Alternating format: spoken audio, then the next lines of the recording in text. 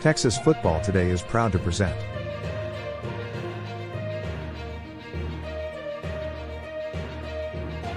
Dumb Thursday. Dumb Thursday.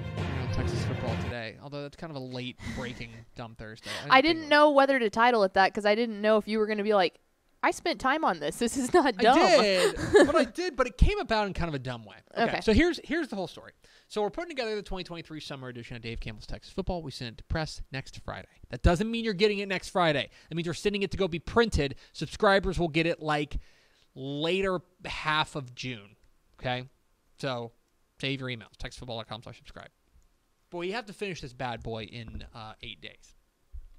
And so last night, I was laying out mugshots. Okay, as I'm wont to do. I was laying out mugshots, and I was laying out the mugshots in the 2A section.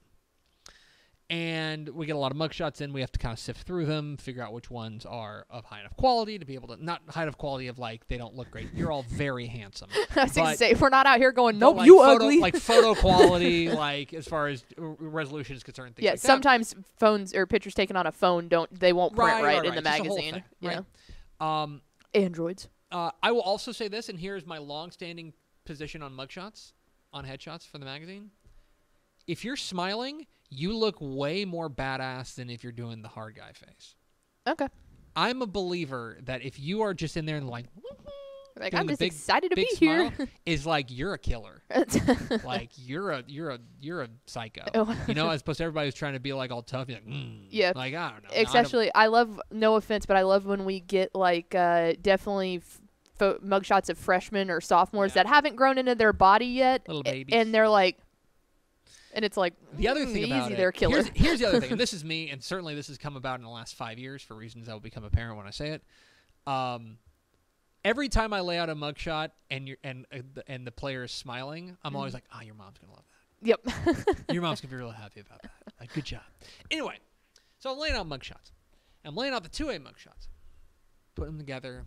Putting out there, just a process. It's real tedious. It doesn't take a ton of like skill, thought or skill. It's just tedious. It's something that's got to be done. It took me a couple hours to lay out all the mugshots.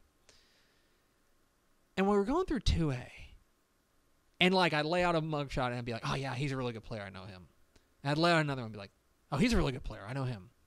I'd lay out another, and another, and another, and it just struck me. I was like, man, it feels like 2A has a ton of superstars coming back. Like a ton of big-time, like, studs.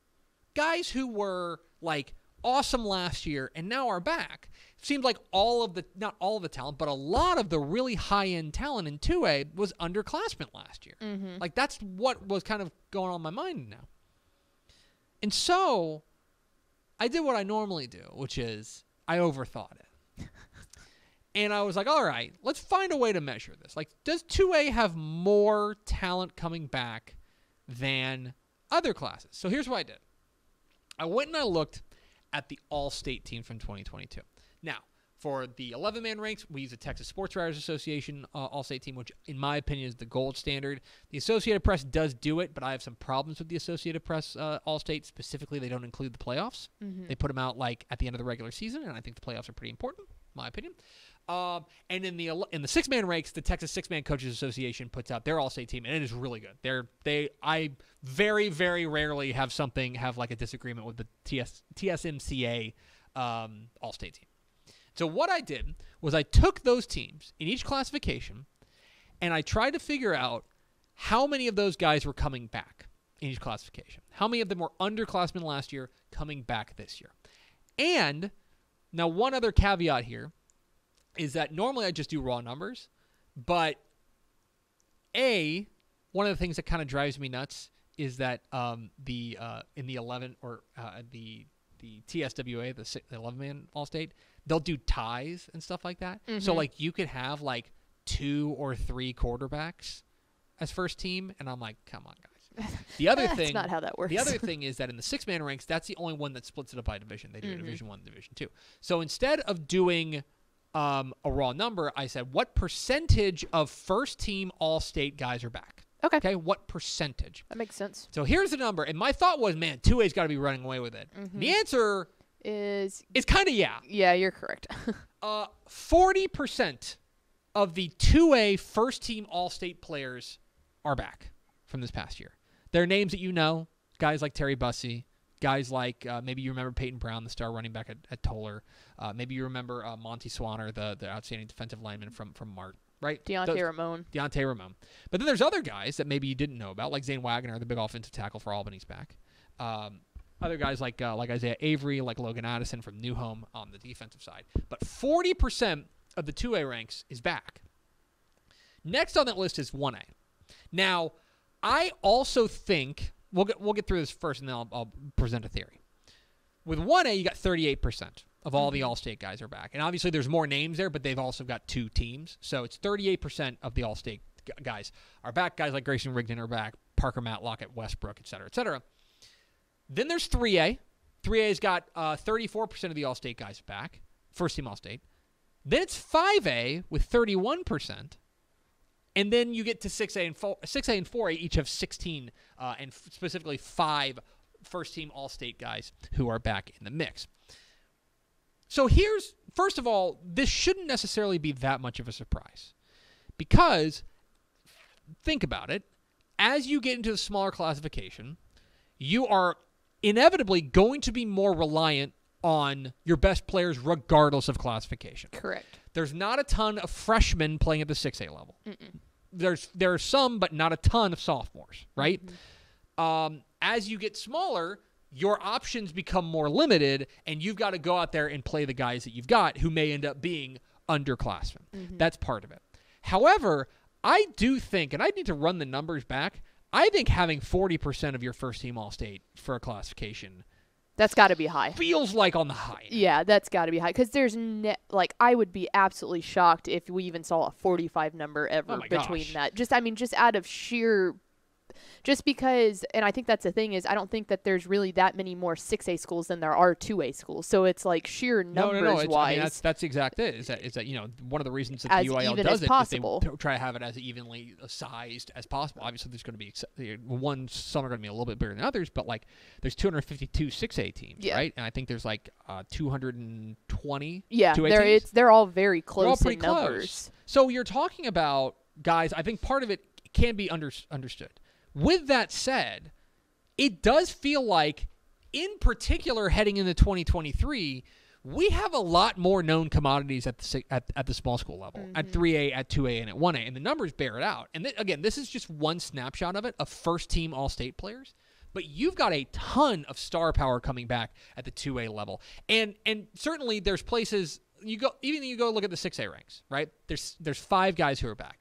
2 of them are offensive linemen, offensive tackles specifically. 2 of them are linebackers, Colin Simmons and Brandon Booker from Duncanville and DeSoto, respectively. And there's 1 skill position guy, Caden Durham. 1 skill position guy. As opposed to, you go down to 2A, you got 2 wide receivers, you got a quarterback, you got 2 running backs, you got Jacoby Williams, who kind of does a little bit of everything.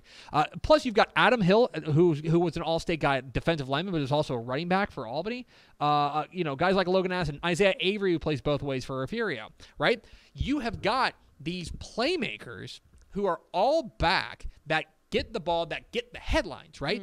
I think that's the thing. You got a lot of headliners that are coming back at the 2A ranks, at the 3A ranks, and at the 1A ranks, which is going to make this particularly fun to watch, I think. Well, and let's be honest, too, like you were saying, even with a defensive lineman like Adam Hill there from Albany, he runs the ball. Like, all of those are athletes that play both sides. Yes. You don't see that up there when you're talking about, Caden Durham. He's not out there playing defense. And so it's like Adam Hill happened to be an All-State defensive lineman. Yes. He's a really good running back, too. Yeah. He happened to be All-State on that side of the ball. You're right. Caden Durham is a running back. They're not going to put him back there at safety. Absolutely not. Terry Bussey is... And you wouldn't expect him to. Terry Bussey is marked down as quarterback. It's like... He could have been an All-State defensive back, too. He could have been an All-State anything. You could probably put him at tackle, and he could have done that. Probably be pretty good.